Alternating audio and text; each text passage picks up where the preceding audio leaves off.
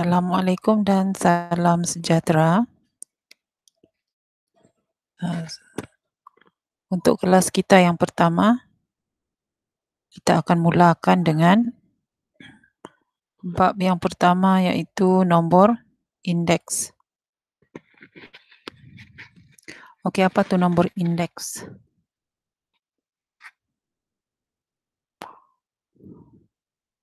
Okey, ingat lagi kan masa dalam tingkatan yang sebelumnya kita dah belajar tentang kuasa 2, kuasa 3. Okey, macam mana kita menulis pendarapan berulang dalam bentuk kuasa ataupun yang sebaliknya, dari dalam bentuk kuasa kepada pendarapan berulang. Kita ingat semula ya, misalnya 4 darab 4 darab 4 ni lah 3 kali 4 darab 4 darab 4 boleh ditulis dalam bentuk 4 kuasa 3. Okay, nombor yang didarab berulang-ulang ni, bahagian ni kita panggil sebagai pendarapan berulang. Kemudian yang ada kuasa tu, ni namanya adalah tata tanda indeks, ditulis dalam bentuk tata tanda indeks. 4 kuasa 3 ni adalah dalam bentuk tata tanda indeks. Yang dalam bentuk didarab berulang-ulang ni kita panggil pendarapan berulang. Okey. Nombor ini dibaca sebagai 4 kuasa 3, itu kamu tahu sudah. Okey. Perkara baru yang ada dalam tajuk ni ialah, okey, tadi kalau kita ambil 4 kuasa 3 kan, 4 itu adalah asas dan 3 itu kita panggil sebagai indeks. Okay, ini 4 kuasa 3. Katakan ni A kuasa N ini 4 asas. Kuasa 3 tu kita panggil sebagai indeks atau kata lainnya ialah eksponen. Sama saja indeks ataupun eksponen. Okay, jadi kalau kita ingat semula, nilai indeks dia tu atau kuasa dia tu, kita boleh tengok pada bilangan kali dia didarab. Misalnya kalau 4 kuasa 2 ni, samalah dengan 4 darab 4 kan. Okey, 2 kali darab, jadi kuasanya pun kuasa 2. Okey, jadi secara umumnya, A kuasa N merujuk kepada bilangan N tadi. Berapa kali dia didarab. Kalau dia 5 kali didarab, jadi kuasa 5 lah. Kalau 10 kali didarab, kuasa 10 lah. Senang saja sebenarnya. Macam kuasa juga indeks ni. Macam kamu belajar kuasa 2, kuasa 3 gitu kan. Okey, kita tengok contoh ni. Tulis pendarapan berulang berikut dalam bentuk indeks A kuasa N. Jadi A itu asas dia lah, kita panggil asas. Ini nombor ni. Nombor sama yang didarab berulang-ulang ni. 5 ni adalah asas dia lah. Nombor yang sama tadi tu kita panggil asas. Indeks dia, yang kuasa dia tu berapa? Kira lah 1, 2, 3, 4, 5, 6. Jadi, kalau 6 kali didarab, maksudnya 5 kuasa 6.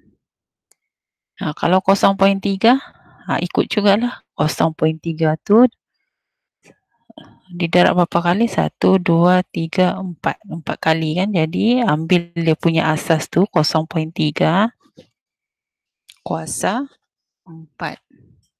4 kali diulang darab. Jadi soalan C, negatif 2.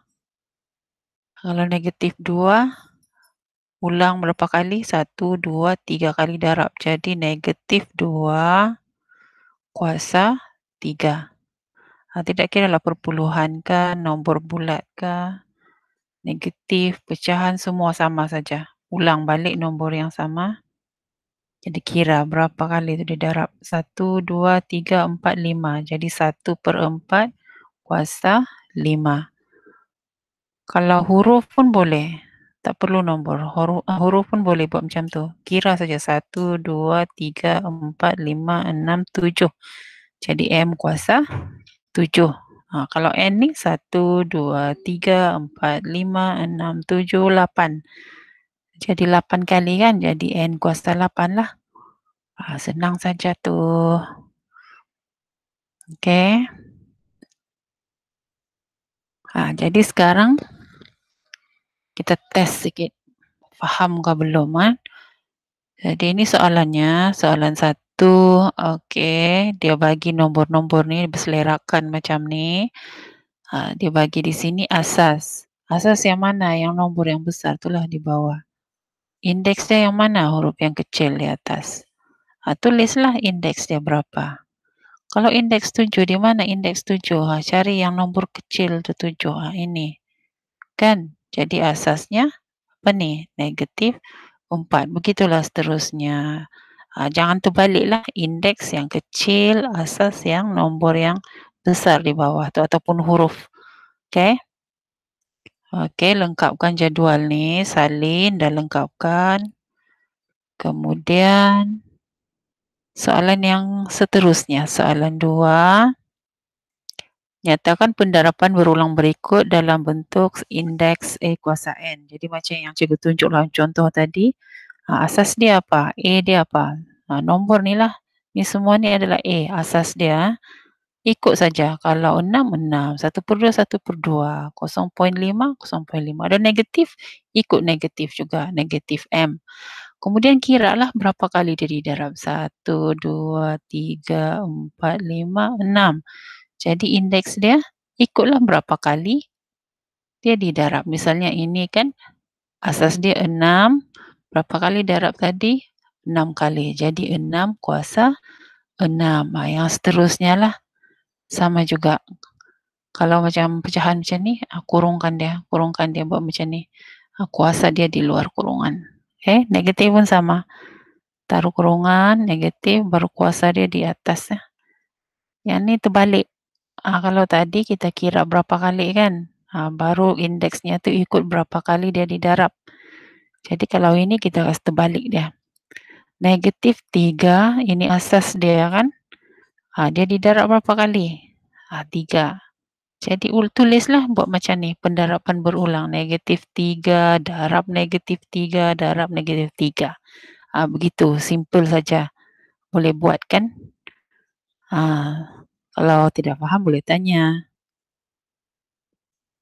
Okey, jadi buat semualah dari soalan 1, soalan 3, semua sekali. Okey. Jadi, itu saja tugasan untuk hari ini. Nanti kita ada masa sampai hari Selasa minggu depan. Hari Selasa minggu depan kita jumpa lagi. Tapi pastikan